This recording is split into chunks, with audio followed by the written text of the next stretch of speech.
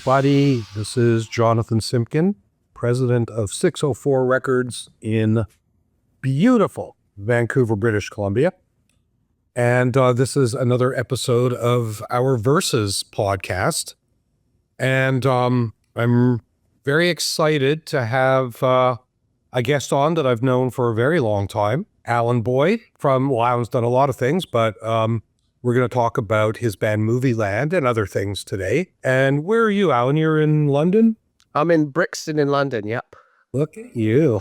Yeah, sitting in my flat in Brixton on bonfire night, which is Guy Fawkes night, and I've got a terrible cold.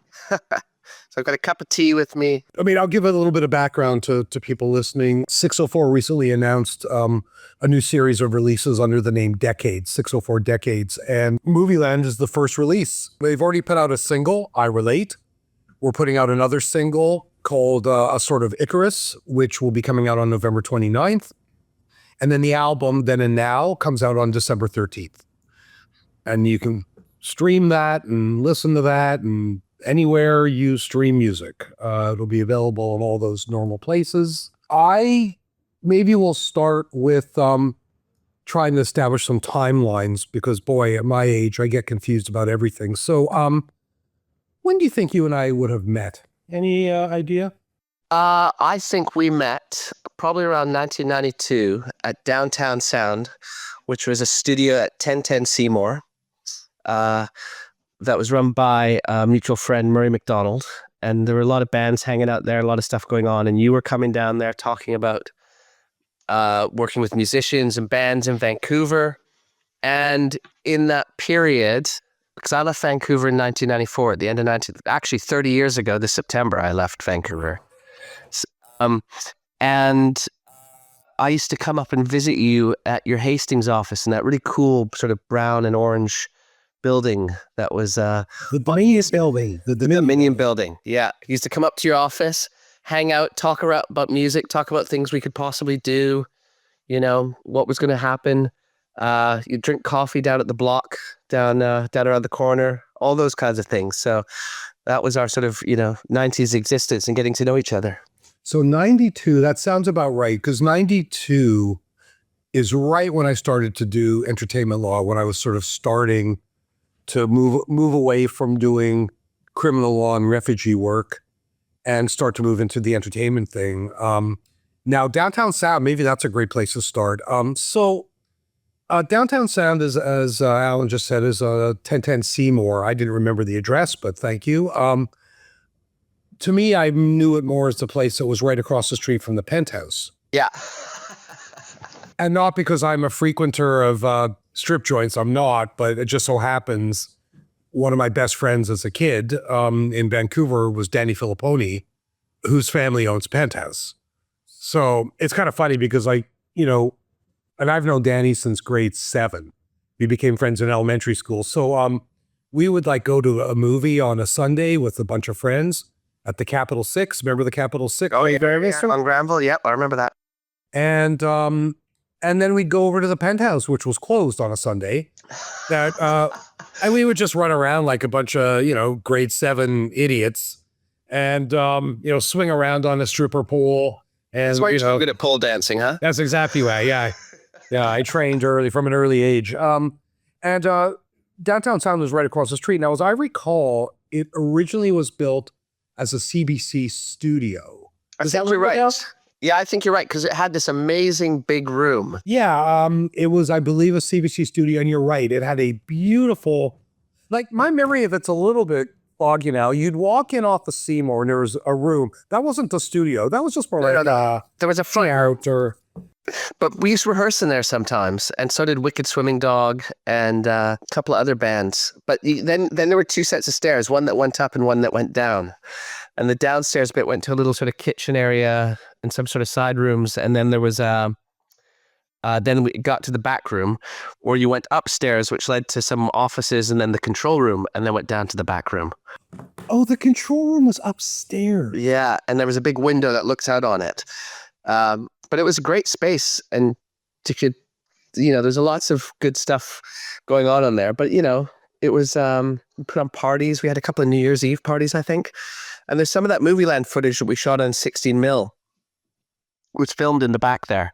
The stuff that's, I think it's on some of the videos that we're putting out. But yeah, it was really cool. It was a great place to be able to do stuff, to throw parties, to have fun. You're bringing back all sorts of memories. Just sort of as you're saying it, it's all sort of coming back to me. And I mean, I do remember a party there that was part of Music West. If you remember, Music West was a sort of a little mini festival that was put on in Vancouver. It was pretty good, and then it just sort of died out a number of years ago. But I remember going to a Music West party there because it was one of the first dates I ever went on with the woman who became my wife. I remember taking her there, and it was a bit of a scene. It was like its own scene. So it was the kind of place where there was always people there. You could sort of drop by kind of 24/7, and you knew that there was somebody there. Now, off the top of my head, I wrote a list because I was trying to think of who were some of the bands around then. And the ones I remember are Dig. Oh, yeah, that's right. What is that dude's name? Do you remember that? There was a major... Jazz. Yeah. God, whatever happened to him? I remember going in there and he tuned his drums. So it was like 3 days tuning the drums for this amazing record that they were all working on for years and years. I don't know if he's ever finished it, but yeah, it's kind of like the Smiley Smile by Brian Wilson. It's the album that never came out, but I remember Wicked Swimming Dog. Wicked Swimming Dog, yeah. And they did have an album that came out that I still have somewhere on a CD, which is quite good. Yeah. There was a band called Hooli that played there a few times. Yeah. Band called Honey. Don't remember them, but yeah. Copyright. We did a gig with Copyright there at one time. Wow. Because I ended up being Copyright's lawyer in the second stage of their career. Because, of course, Copyright's a notorious band from Vancouver. Amazing band. But they... part of the reason they're sort of infamous, well, a couple reasons. One, the precursor, Slow was what they were called. They're the ones who took their clothes off at Expo. And that was, Expo 86 was in Vancouver. And they played a gig there and they got naked on stage. And that caused the government to just close down that venue at Expo, right? That was that. It's like, awesome move on their part. I mean, you got to love that. And, but they are also well known because they were signed to Geffen at a time that really meant something. I mean, that's when Guns N' Roses and Nirvana and Teenage Fan Club and Sonic Youth. And it was a big deal for a Vancouver band to get signed. And then they kind of blew it. They sort of acquired a nasty drug habit. I don't think this is a secret.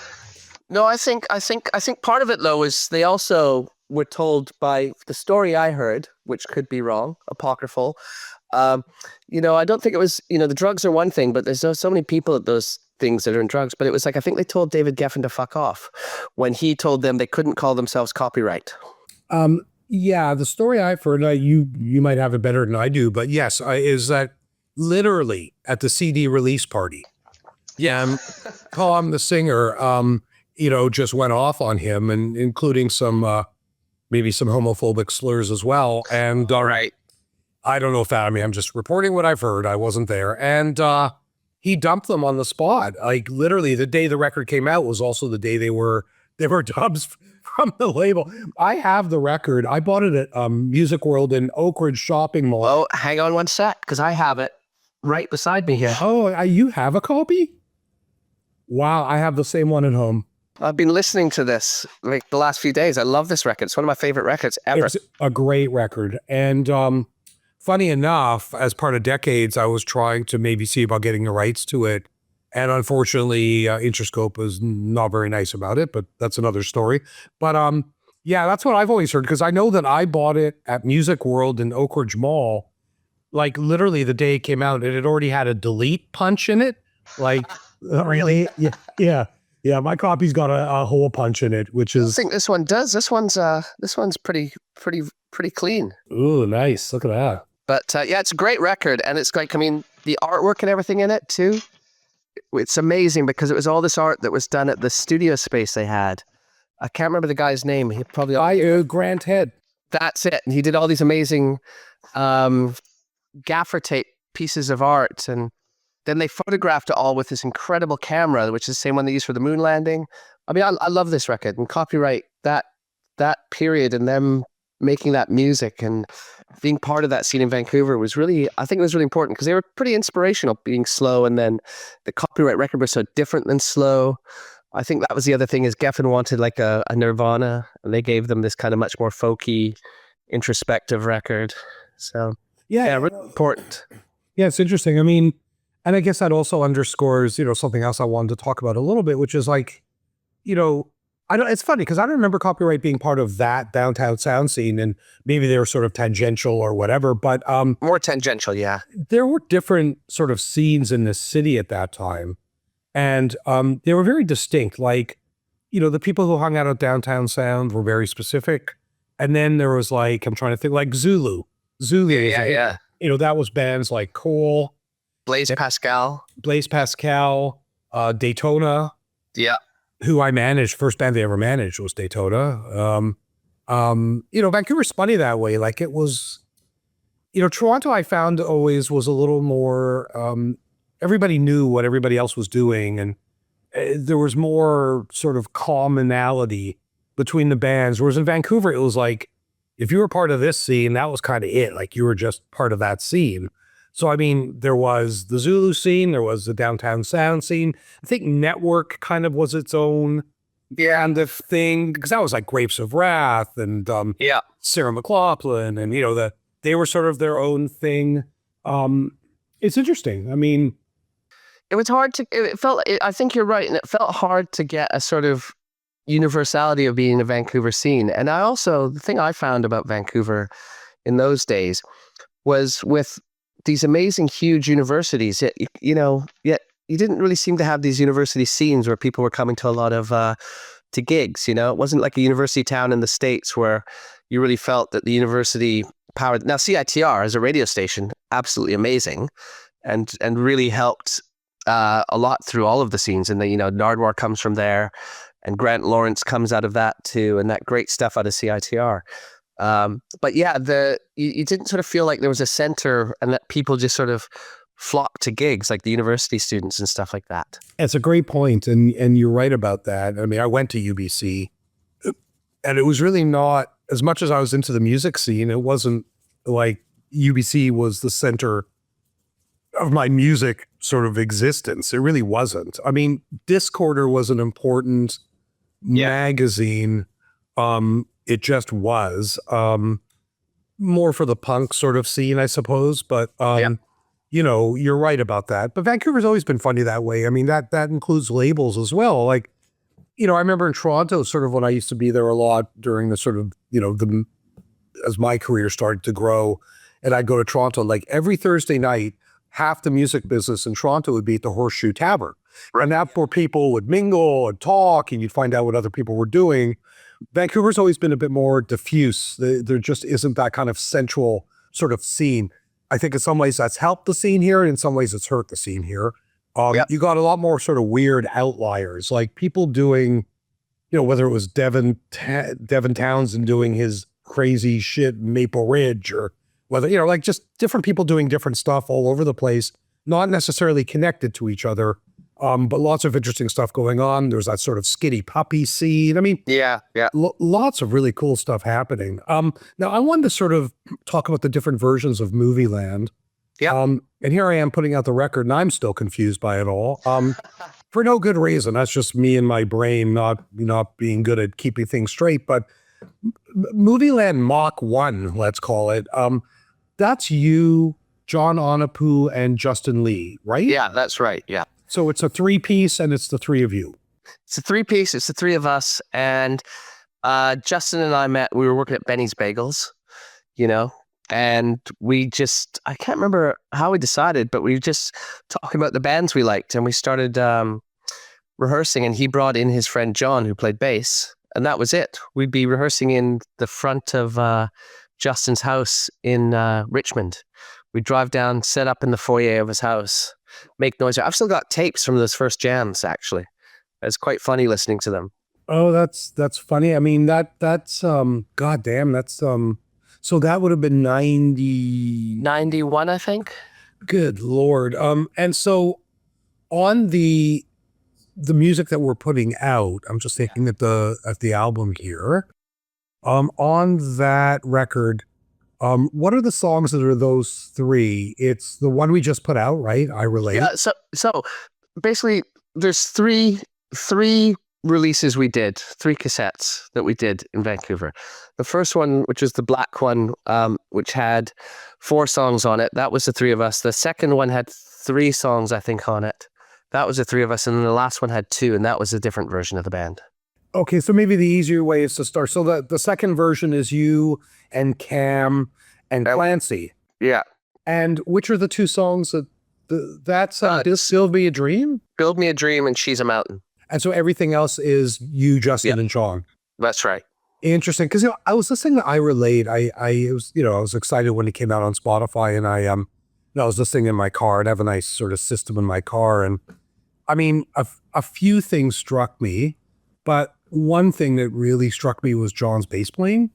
Yeah, it's fun, and it's melodic as fuck. Like it's just I was just kind of focusing on his. On a couple of the listen throughs, I was focusing on his bass playing, and it's really impressive. Like it's just melodic, and I'm big on sort of bass players who are almost doing their own thing in a weird way, and almost like playing their own song. Like I was always a big Entwistle fan with the Who for that reason, because he was doing stuff you could almost just. I used to say. You listen to Entwistle's bass and, it's better than most demos I got from full bands, John's I guess I didn't realize it at the time, but I guess, listening to the stuff now, I'm sort of going, man, the 3 of you were really very skilled even at that time. Yeah, I thought it was cool. And I think there was a really good sort of way that it all came together. I mean, I liked making all the big noises and messing around with that. And John had this great melodic bass, and then Justin just had this really strong kind of trippy drumming that just sort of skipped along and sort of drove things forward. How long did that version of the band last, more or less? What, 2 years, I guess? I mean, we weren't around for a long time. That's the thing. Our journey was pretty short, and before I left and before I came over here.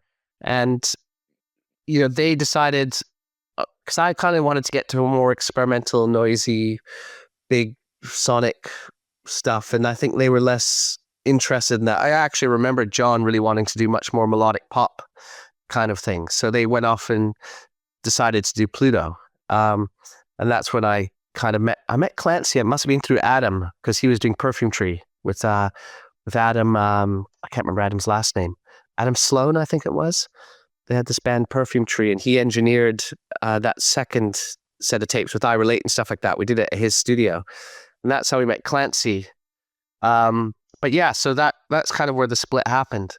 Yeah, because it's a lot. Pluto was a more traditional, kind of straightforward pop band, and they were a good band, but it was more traditional song structure, more straightforward. Movieland has a trippiness to it that just wasn't in the Pluto stuff. Yeah. And I think, I mean, I was joking about this a lot because they used to call me My Bloody Alentine. And I laugh about that because, when I think I told you the story once, when I moved over here in 94, kind of wanting to get into the music over here and, find out about the scenes and find out what was happening in the UK, I bought tickets to go see Slowdive. And I was heading off to see them at the gig. And the gig got cancelled because they'd only sold 7 tickets. And, that scene, everybody mocked it to death. They hated the sort of shoegaze thing. My friends gave me, they had records that they were given reviewing it and stuff. People I'd met over here, they always laughed about that music. But then, 15 years later, suddenly the band's come back. They've got these massive audiences and they're doing really well. And I kind of think that's a little bit of what's happened with the Movieland stuff. I don't think we were understood. I mean, yes, we were understood by some, but I don't think the people that were wanting to give money and put out records kind of understood how that was going to happen, how that was going to develop. Well, sure. And I mean, I was, this was long before I owned a record company. So, I mean, this predates 604 by at least a decade. And at that time, the business was very different. And what lawyers did in the business was very different, because I essentially made a living, as they called it, shopping bands for record deals. I tried to do that for you guys. I think we had a couple of bites, but never led to anything. And it usually doesn't lead to anything. I mean, I had a very good batting average. I had a good track record with this stuff. But even so, what does that mean? Maybe 1 out of 10 bands I shopped got signed. You weren't one of them, and a lot of great bands weren't one of them. And it just one of those things. And I think, it stayed with me. Like, the disappointment of that stayed with me. And I always took that stuff probably a little more personally than I should have. But on some level, for me, it's like, I let you down. I let these bands down. And it bothered me. Well, shit, here I am 30 years later, putting this music out, going, you know what? God damn it. If Now I can. yeah. If they're not going to get a deal, I'm going to give them a deal. And I just love it, because, I mean, for me, it's an opportunity to shine a real light on not just your band, but, on the stuff we're talking about right now. I mean, Vancouver was a vibrant musical city, still is, but I mean, that was a hell of a time, It was a weird time, because I remember meeting a guy from A&M Records who came out. Alan Reed. Was that him? Yeah. From Toronto. Yeah. And the kind of, he was talking about how much he loved Vancouver, and it was the same things that everybody said. It's because, like, man, I can go skiing, I can go sailing, I can go golfing all in the same day. And you're like going, but what about the music? He goes, oh yeah, we'll go see some gigs. Yeah. But, it's like that. And then I sort of sense, because it was a very different world, the pre-digital world, that, somebody like him might come to Vancouver, find a band, then he'd take it back to Toronto and try to share it with somebody at his label to get them interested. And if they got the interest, then they had to fly to LA and talk to somebody in LA and say, hey, what do you think about this band as adding to our Canadian roster? Maybe we can get them to the States. So there's a real sort of a lot of steps to get through and to get seen. Yeah, and it was very different. I mean, it's one of many ways the business is different. I mean, at that time, in the 90s and before, the major labels were the gatekeepers. I mean, that was it. If you were not on a major label, your odds of having any success were like zero. Because they were the gatekeepers to radio, they were the gatekeepers to retail, they were the gatekeepers in some ways to gigs. If you were on a major label, it was hard to get an agent. It was just plain difficult. And of course, now it couldn't be any more different. I mean, now everybody's putting out stuff all the time. You don't need a label. You put it up on YouTube, you put it up on Spotify, you put it up wherever. And then if you have something react, then labels are interested. Like, it was really more about being a true talent scout back then. Like, I would listen to a band and go, geez, this band's good. They deserve to have a release. And I think there's an audience for this band. Whereas now, nobody thinks that way. I still do. But I mean, major labels certainly don't. They have people who sit there scouring the stats on TikTok. Yeah, exactly. And I'm not saying it's better or worse. I'm just saying it's different. It's different. But that's why I think in some ways not getting bands deals then hurt even more, because it was harder. There wasn't an easy plan B. Like, no, there kind of is now. Like, now getting signed to the label's almost the plan B. Plan A is make some music, get it out there, and try and get some people to give a shit. It's very interesting to me, but yeah, so we tried to shop you for a deal, and it's funny because Pluto, of course, ended up getting a big deal. And I was involved in that. Like, it's just funny how these things all, because I was the lawyer for Mint Records. Pluto signed to Mint, and then Virgin got interested in Pluto, and they did a deal. And of course, nothing really happened. So just goes to show you, I don't know what it shows you. It just goes to show you that even when you get signed, sometimes that's really doesn't get. I find it really interesting right now watching the last 2 weeks of what's happened with the I Relate single going out, and the pickups on. So there's all these blogs, and there's all these online radio stations, there's all these different ways out the music being listened to in playlists, and we're on a great playlist on Spotify, and it's getting people listening to it, and they're, and they can find it now, and now your niche, this thing that you would have had trouble in the 90s finding that right audience and that right niche. Now the world's out there looking for it, and they can sort of dive in and find these things. People complain about the Spotify stuff a lot, and I get it. Like, people feel like the royalty rates are low, and I'm not even going to address that. I will just say, I was one of the people that Spotify approached before they actually launched in Canada. They made the system, they made it available to, I guess, tastemakers. And I was one of the lucky people who was able to use it. So the download store existed then. And Spotify existed in other countries, but it didn't exist in North America yet. And no, I had it here in the UK. Well, I listened to it, so I downloaded it and I got it, and I was like, yeah, I should see what this is about.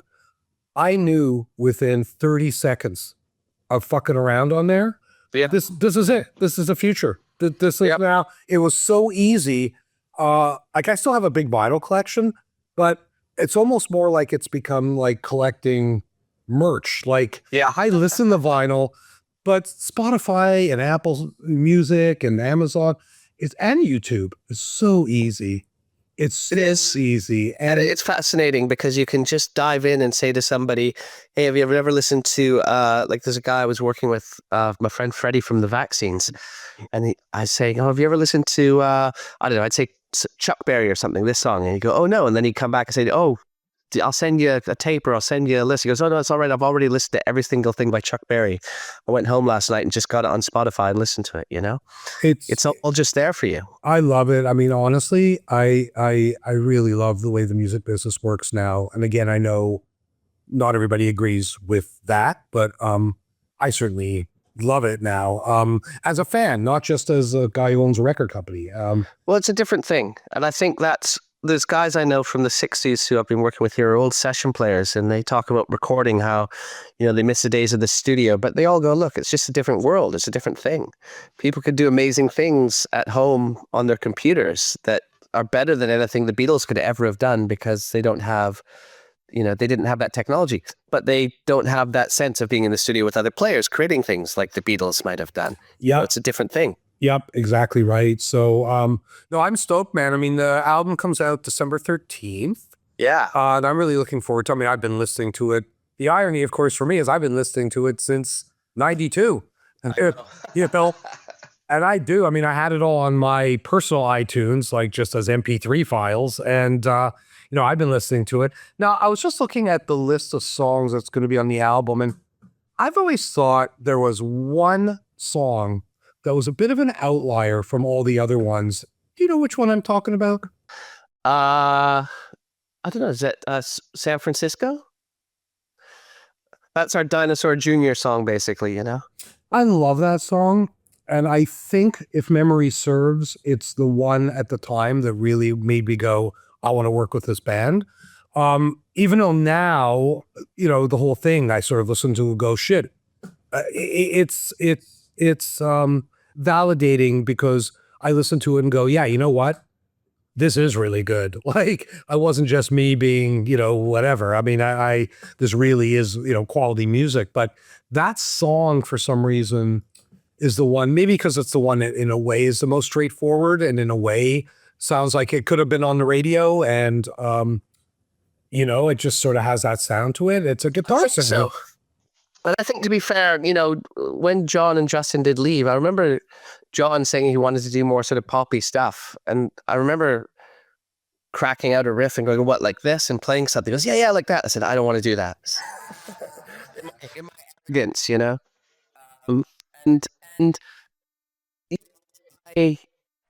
I don't regret those decisions, but I can see how that can be frustrating in a sense, because if you're looking to try to get those deals and try to do that thing, that's kind of more the stuff they wanted, in some ways.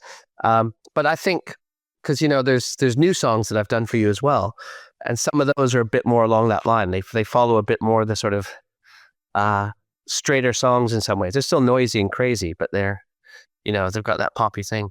100%. Now, when you listen to these songs now, all these years later, What's that like? I mean, are you proud of it? Do you go, shit, that's good? Or, oh God, I hate some aspects of this? Or what's it like with the sort of the perspective of, literally decades later? I think it's been fun to listen to them. I could kind of see how I could have crafted some things a bit more solidly, and I've done some, we did a few cut downs and like edits for radio and stuff like that. I was kind of go, ooh, that's kind of good actually. That crafting of a song and, understanding, maybe I could come in a bit quicker. Maybe I could do this. Maybe we could do that. But I think for the technology we had, which was very limited, the budgets we had to make things, I think we did pretty good. And for being kind of sort of pushing the envelope a little bit and try to be something a bit different, I think it was cool, I did even ask this. Did you record this at Downtown Sound? The first 4 songs were recorded at Downtown Sound, and they were live. They were just straight to DAT, and we just like kept doing takes until we got what we liked. So sometimes you can hear a little pop of a pedal going on or off, or you can hear little sort of bits of mistakes. But that was really cool. I always liked that. We called that live off the floor. And would I Relate be one of those? No, I Relate was then recorded on a Fossex 8-track at Adam Sloan's place.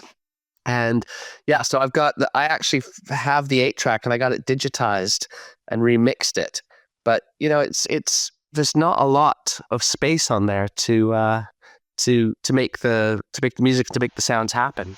Are you the one playing that kind of trippy synth in that song? It's a guitar. That's a guitar. Yeah, so that's just a guitar feeding back, doing a guitar feedback sort of pass where I sort of took off a lot of the high end. So my Rickenbacker on the 12-string, and then just had all these distortions on, and then just sort of running it up and down to get those tones off of it. Wow, isn't that, here I am discovering this 30 years later. Okay, well that's because I love that line. Like, it's just it kind of drives that song. And I also just got my tremolo pedal at that time too, so that's why suddenly there's all this like heavy tremolo all over it too.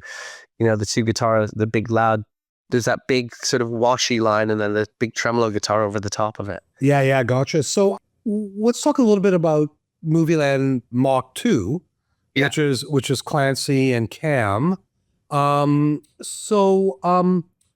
Did you guys make a real sort of go of it? I mean, did you, because it felt like that was kind of like the I don't know, the tail end of things. Like it sort of, I mean, what do you remember about sort of, how that sort of came to an end, or like sort of what that run was like with them? Well, we put that together, and Clancy was playing with Perfume Tree as well.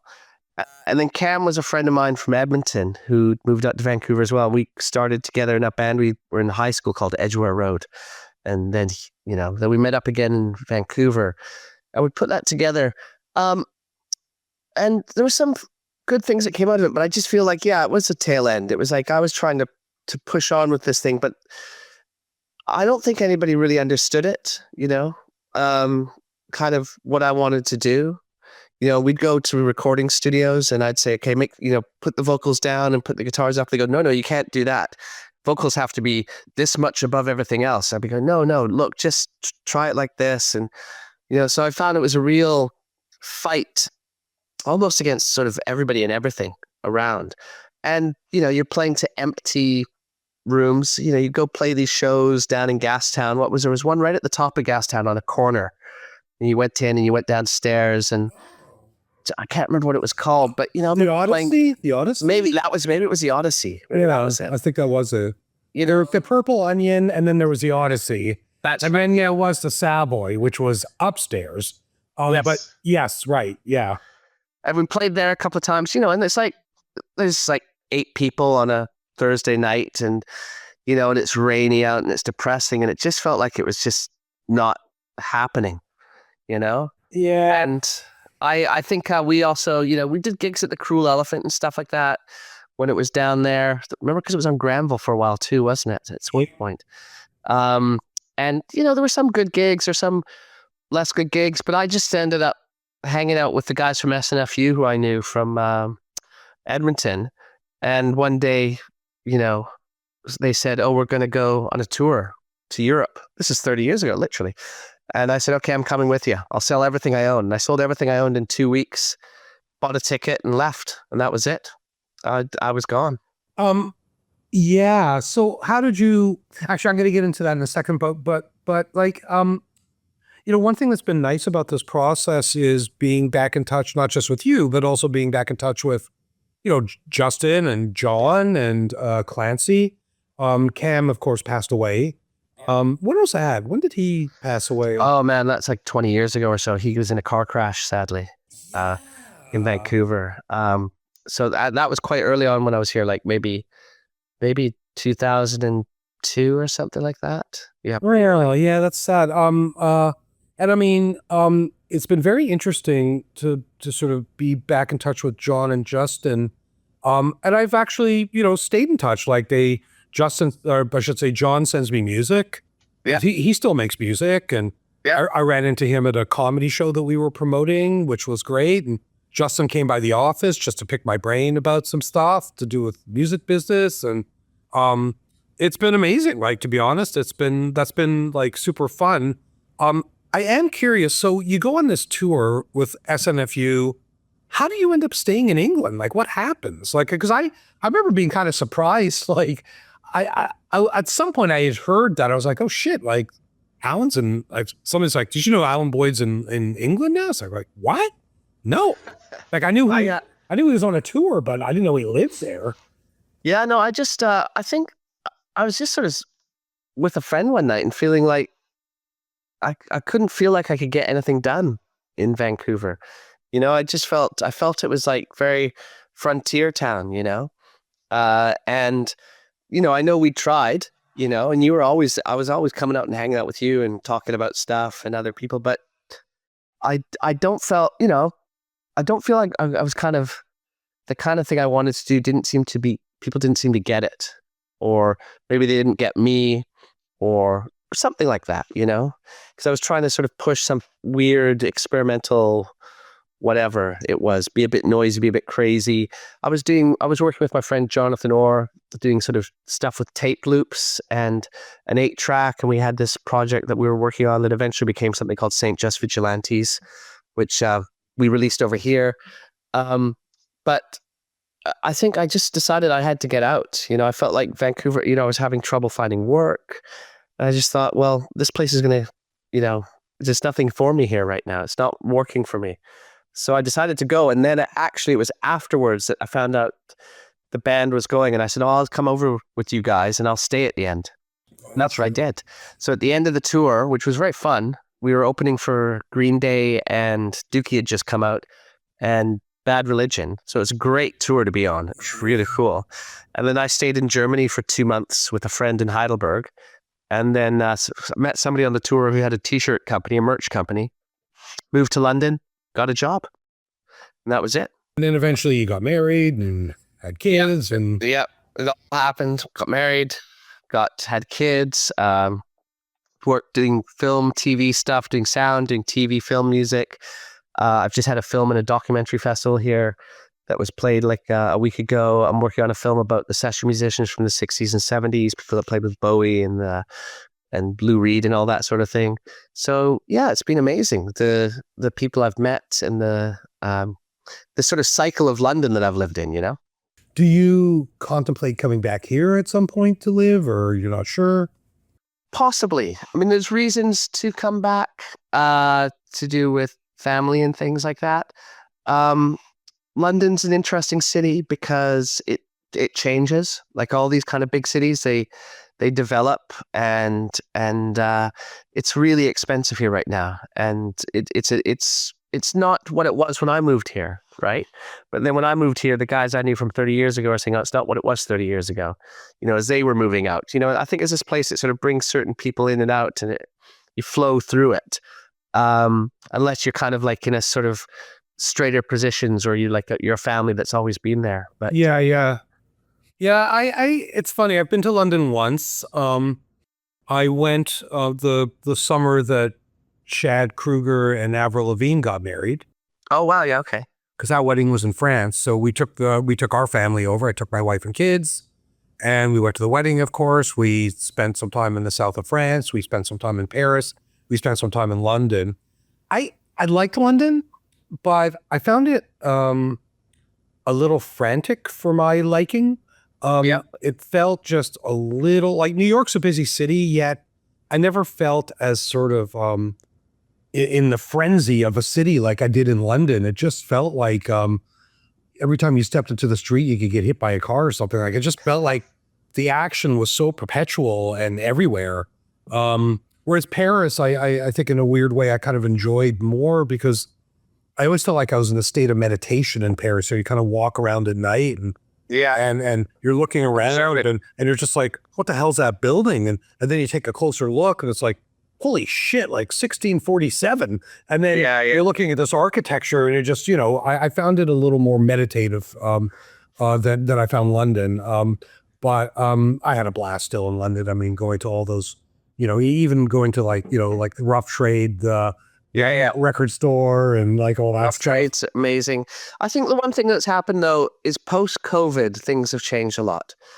So post-COVID, like everywhere, like, when I go back to visit Canada and see what's happened to city centers post-COVID, same thing happened to London. And I thought that was going to mean that all these new cool places might open up. But what's happened is the center of town just turned into like, what is it like? These American candy stores and Harry Potter shops and wizard shops. So suddenly you have this whole central bit, which used to be very much mixed between kind of tourism and Londoners, is now just like this huge tourist place. So it's changing, it's changing in ways that are kind of turning it into a kind of a bit more of a museum city than a living city in some ways. That said, there's different areas, but I'm also older now, I'm in my 50s. I'm not in my 20s. And when you're in your 20s, you've got the energy to go out to do things, to be there and discovering everything. And now I'm kind of like, okay, where's there a gig? I'll go check. I saw Big Star the other day. It was amazing, and I'm going to see a great band called Pigs in a couple of weeks. There's all these great... Who's in Big Star now since everybody's dead? Well, it's Jody Stevens on the drums, and then they were doing Mike Mills. It was Mike Mills from REM. John Hour from Posies. Because they played with them. Like I know the Posies guys, that Ken Stringfellow and John Hour, they both played with Alex Chilton towards the end. So that's interesting that they're still involved. It was so good. They did this Radio City gig. It was just amazing. Meaning they played that album? Yeah. Played the album from beginning to end, and then they put a bunch of other stuff in, Chris Bell stuff, Big Star stuff, everything. So that was really fun.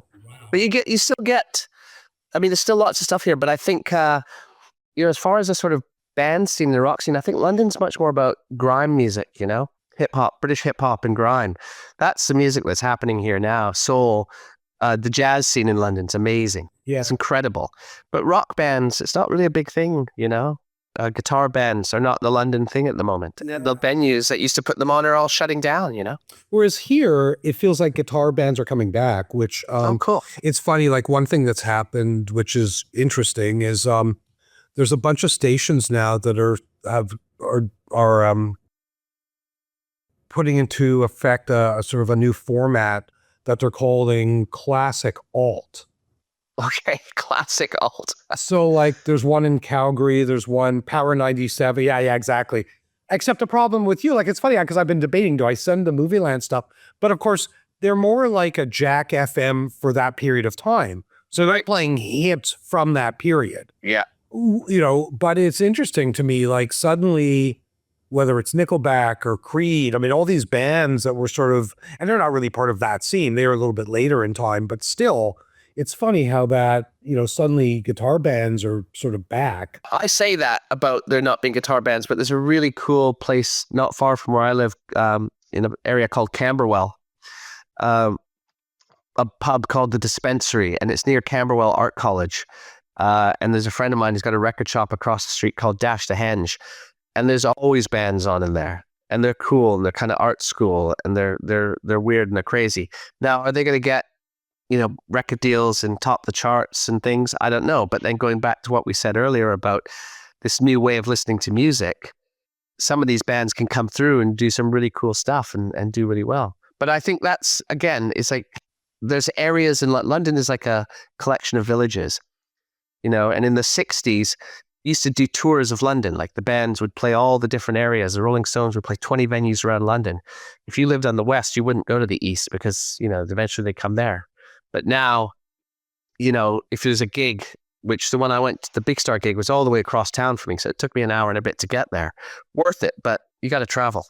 Yeah, exactly. You know, one of the things that appealed to me about doing this wasn't just, you know, how much I love the music, but, you know, when I approached you about this and I kind of said, hey man, do you have any like video content, or do you have any other, and man, you had just like a treasure trove of stuff.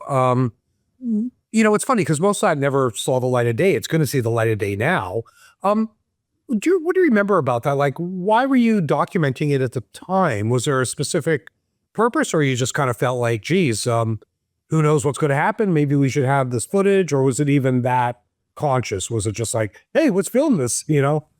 I think there were a couple of things. One was that my best friend, Nick Kopus, who's now a director who lives in LA, and does, you know, he does a lot of mainstream big shows. He was studying at Emily Carr, right? And so he'd say, oh, I need to shoot something for this thing I'm doing. So let me get a camera out and I'll borrow a camera and we'll go shoot some stuff. So we'd shoot things with Nick, him borrowing the gear from Emily Carr and hanging out in that scene. And then the second thing was our friend Bill Mullen, who we met through the Downtown Sound scene again, through Murray and Downtown Sound. And Bill was a filmmaker as well, who'd done that Terminal City Ricochet, you know, the film with, what's his name, Jello Biafra. And Bill would just film and video stuff, you know. So a lot of the stuff that we have on video of shows and performances was by Bill. And Nick and Bill worked together to make the only video we put out, which is for a song called Rant, that it was on Much Music and everything. So yeah, so we just have these things. And then we used to also, there's some animation that we did. We'd like stay up all night in this big house we lived in Shaughnessy. Devonshire Crescent is where we lived. And we would make animations. We had this Bolex camera. We'd sit there making these animations. So we've been using some of that in the stuff that we... So was that thing, like, I know when you go on Spotify and they have that little animation, is that one of them? It is, right? I think so. I think... What I'm talking about, like if you go and on Spotify, you know, what do they call them? There's a name for the little things they put. I'm just going to look at it right here. But because I was like, holy shit. Like, and that's Bill, right? I mean, I think that's all Bill. Well, yeah, we did the animation together, and then Bill did the video for I Relate, which is like him sort of cutting up and using some of that animation and cutting up our posters and just going through our stuff for that. Is that up on Spotify? I didn't know that the thing was up on Spotify. Oh, you know what? I always get confused. I mean, I own a record company and I still find this stuff confusing. I think it's only on the app, on the mobile app. So I'm just going to look on my phone because I sent a quick note to Joseph, who works for me, has been helping me with this project. Yeah. Oh yeah, there it is. If you look at here, I'll show you I can just show you. It's... Oh, fantastic. Right? So it's gone. Yeah. So who did those animations? That's what you're talking about, right? Yeah, so that's Bill mixing the animations that we did together with stuff that he's doing on his own, with stuff that he's put together now from old posters and everything that we scanned in. I love it. I love it. Like, to me, it's such a wonderful, like the fact that you had all that stuff really made this a no-brainer to me. It was just like, man, and yeah, there's a part of it that I suppose is a bit of a vanity thing for me. Like, you know, you get old and you sort of like, I'm going to put out this stuff that I loved, 20 years ago. But it's a real interesting document of a period of time. Yeah, definitely. Both the music, but also the videos and stuff. So I'm really excited for people to see that. The I Relate video is out. Yeah. And we'll be putting out more video content as we go through this process, which I'm super excited about. Yeah. And I wanted to ask you also, like, when I got a hold of you about this, were you surprised? we talked. So we talked a little bit before. I think it was when you just before you came over to that trip to London or something after. And I think we talked about how I could get you the MP3s of the Movieland stuff. I can't remember how it worked, or you had just been listening to them or something, and we were just chatting. And I think you were in the early days of 604. And then when you actually did ask and say, look, I'm thinking of doing this, I thought, oh, well, you've always supported. I know you and I have caught up here and there over the years, and you've always been very supportive. I remember you got me to try to work on Lynn Kellerman's project years ago, which unfortunately didn't work out. But, you were always there kind of saying, hey, let's do this, let's do that. And you always talked about the Movieland stuff. So when you asked in the end and said, look, I think you pretty much said, look, man, I love Movieland. I've got a record company now. I can do this. Let's put it out. You up for that? Yes, please. Thank you. Let's do it. Yeah, it's been a very pleasant process. I mean, it's just been very satisfying on a million different levels. And, we've only put out one song, so I'm excited for everything else that's to come. And the fact that it's getting a bit of radio play, the fact that it's getting playlisting on Spotify for a record that was made 30 years ago, holy shit! And I'm just stoked. Like, what? Because I know, is it Pure who's one of the other artists that you're putting out on the Decades thing? Correct. So the second release is going to be Pure, and very different circumstances than Movieland, obviously. Yeah, absolutely. I mean, Pure, I was their lawyer after they had gotten a couple of record deals. Like, they're a funny band because they had more record deals than just about any band I know, because they were After All and were signed to Network. And then I guess Network had a deal with EMI at the time, and EMI could, what do they call it when you, not upscale, but you could upstream it. So EMI took the band as After All, and they had a little bit of a hit with that Shadows of a Dove song. Funny video if anybody wants to watch it, that if you want to see what videos from the 90s look like. And then it didn't work out. The singer quit, and then they became Pure, and Jordy went from just being the bass player to being the singer as well. Then they get signed to Reprise. They get signed to this massive US deal. Jerry Harrison from Talking Heads produces the first album. And then, their A&R guy got fired, which, very common story in this business. And all of a sudden they've got this beautiful record and nobody gave a shit. Yep. The new guy that comes in doesn't want to deal with it. Yeah. And then it's kind of over. When I started working with them, it was on their next record deal. I mean, you would think, how many deals could any one band get? They signed to Mammoth Records. Mammoth picked up the older record, Generation 6-pack. They added some new songs to it. And, it's just one of those things where, unfortunately, it just never caught fire. Like, music fans loved them. They had their audience, but it just never, and even had a couple of small hits, but it just never really caught fire. And then, of course, tragedy in that band as well, with the guitar player, Todd, committing suicide, which has got to be now 12, 13 years ago. Right. Which, so I guess in a funny kind of way, in the same way with Movieland, I've always had this something in my heart that kind of went, this band deserved better, and God damn it, I'm going to, shine a light on it. I feel sort of similarly about Pure, but it's got that extra added element of, like, I didn't really know Cam very well. I maybe met him once or twice. I was close with Todd. When that happened, it was just, so same thing where it feels like just putting out the music, it's not just about the music. It's a lot about the music. It's mostly about the music, but there's something cathartic about it too. And it almost feels like a tribute to a fallen comrade. I mean, yeah, I can feel that, man. I understand that. And I think the interesting thing about the music and the Decades project is, now, people can make music, they can put it out, everything just gets up and out and it's there no matter what, and I think it was harder to get it recorded and get it made in the past, let alone get it out. So to have you guys curating and going through some of the best of that period that got missed out on, it's going to be really fun. It's going to be really fun to hear it, And we're getting a bunch of, like, now that there's been a little bit of press about it, Yeah. Now the bands are coming out of the woodwork, sort of saying, I don't know if you remember me. I sent you my demo in '94, sort of thing. And I'm waiting for the Wicked Swimming Dog reunion. where are they? What the hell ever happened to them? Yeah, although they wouldn't qualify because I'm only putting stuff out that's never been put out before. Right. As part of decades. Yeah. Like we're putting out some more music with you, but that'll probably just be 604 proper. Decades is supposed to be stuff that's never come out before. But I knew I was going to ask you something. The name Movieland, Yes. which I think is one of the best band names ever. Tell us about I know the story, but you tell us the background of that name.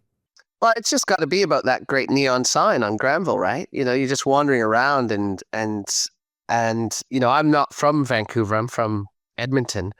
And, Vancouver was famous for its neon, wasn't it, at one time, I think? The old Hastings neon, and there's some great signs. And I still see stuff like that now. But that Movieland sign, I just loved it. And, you'd be taking the bus, the number 10 or wherever, from living in Kitsilano to get into town or anything that's going along there. You just see it all the time. It was slightly dingy. It was a bit dirty. It was a bit run down, but it was still this iconic. Well, for those who don't know, which is probably most people, it was like a pinball.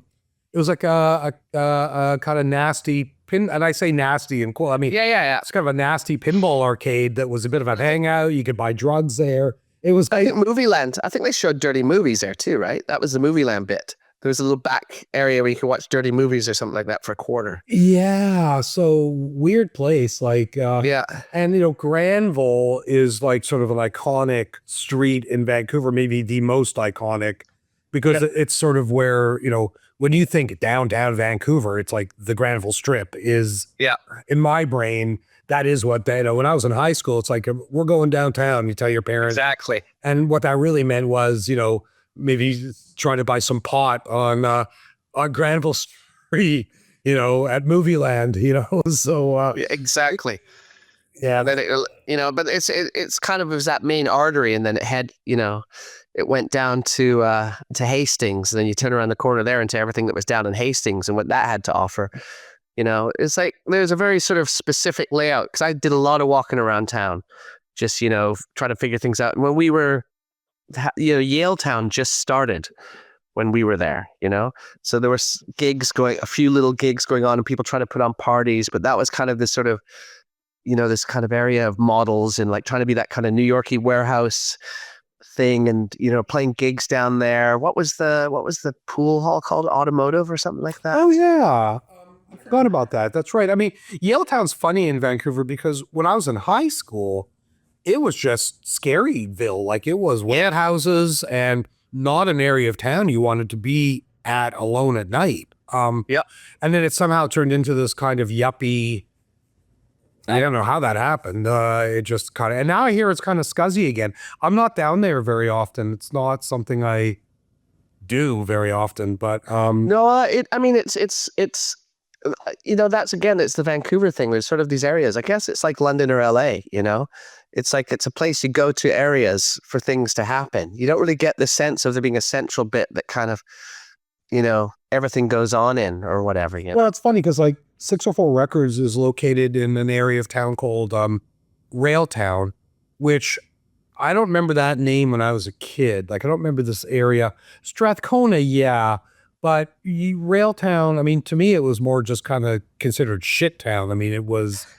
It was nasty. Industrial, a lot of drug stuff. Like when I had a drug problem all those years ago, funny enough, I used to come to the Astoria Hotel to score drugs, which, obviously people can't see where I'm looking out my window. If I could see through the building that's across the street from me, there's the Astoria. So, it was part of my life when I was a drug addict, this area. Then when I became a criminal and poverty lawyer, it was a big part of my life because most of my clients were here. And then who would have known that when I start a record company and end up, buying a building to house it all, I end up back in that same area, which is just weird.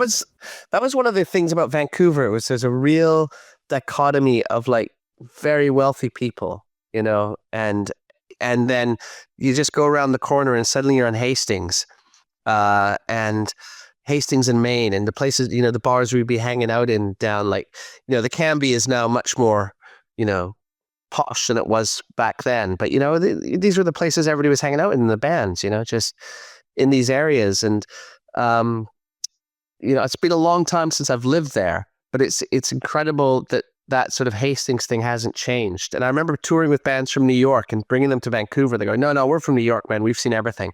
Say, well, welcome to Vancouver. They go, holy shit, I've never seen this before. Right. And it's funny. It's so funny you say that because, when Nickelback signed to Roadrunner's a New York label. Well, yeah. I mean, it doesn't exist anymore, but it was a New York label. And their A&R guy used to come out a fair bit because they were, bands located here. And he used to get me to drive him and other people from New York. He said, hey, man, can you take me by that corner? What's that corner? I'm like, Hastings. It's like, yeah.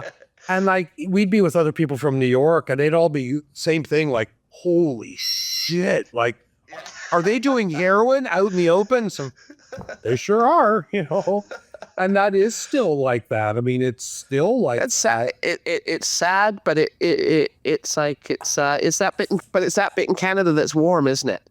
So everybody just gets there and congregates, Well, I think there's two issues. One is what you just said. The environment is such that people who don't have a home, it's easy to live outside Vancouver. That's number one. Number two, we are the closest North American port to Asia. And so a lot of certain kinds of drugs, now that's changed a bit because I think the drug of choice is no longer heroin here. It seems to be more stuff that comes from from South America up. So it's more like, meth. Yeah, it's weird. It's scary. I've got friends in Vancouver still who work in those areas, and they put a lot of the time and effort and working in the rehab places and doing stuff, and it's pretty intense. But I think that was that feeling of a port city. I mean, I remember feeling that 30 years ago, and still feeling it today. But also, there's that side where you go back to Yaletown again, where there's guys that have Pokemon Ferraris because that's just their fun Ferrari, right? And then on the other side of town, 10 blocks away, you've got a guy with a needle in his arm sitting in a doorway. So that Vancouver scene was a really interesting thing to be living in, Yeah, and I mean, Vancouver has always been a funny sort of dichotomous city that way because you're right. It's juxtaposed with that is this incredible wealth. There's more Teslas in this city than any city in the world. Those neighborhoods like in Shaughnessy and in West Vancouver are the richest neighborhoods in the entire country. And it makes sense because like any city that is right on the ocean and with mountains, it's expensive. You got to have money to live here. And I understand people bitch about it. But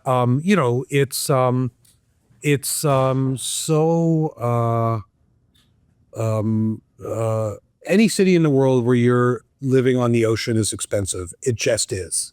Yeah. Yeah. But Vancouver's just funny because of the extremity between the incredible wealth and the incredible poverty. I don't even know if there's an answer to this. I mean, I used to think there was. I've given up on thinking there's an answer to it. I think it's just the nature of the beast here. It is the nature of the beast. It's a unique place, but I think that the feeling of that city, it's got that, but it's also got these amazing universities. It's got this film industry. It's got all this great stuff going on there. But I think, and it'll be great to come back and see what happens, when this record comes out. I'm going to hopefully come and visit for one of the release days and stuff like that.